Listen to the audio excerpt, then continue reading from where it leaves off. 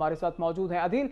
وکلا سراپا احتجاج ہے اور کشمیریوں کے حق میں احتجاج کیا جا رہا ہے، تفصیلات دیجیے۔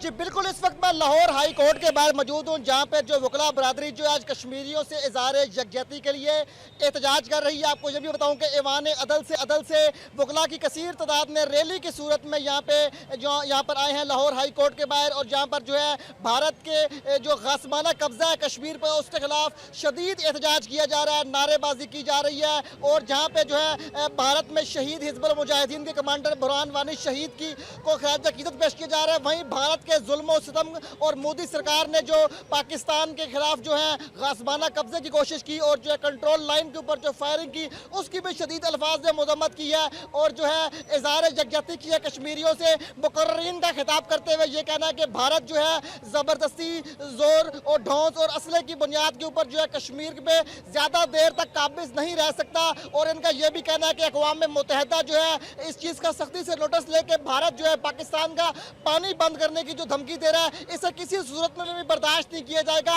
اور بھارت جو ہے پانی پاکستان کا بند کر کے پاکستان کے کھیتوں کو اور پاکستان کی زرخیز جو ہے پنجاب کی سرزمین بالخصوص ہے، اس کو جو ہے کنگال اور سیراب میں بدلنا چاہتا ہے۔ اسی صورت میں جو ہے آج جو ہے احتجاج جاری ہے، اور وکلا برادری جو ہے بھارت کے خلاف نہ صرف احتجاج کر رہی ہے بلکہ اقوام متحدہ کی توجہ بھی ہے جو ہے مسئلہ کشمیر کی جانب جو ہے وہ جو ہے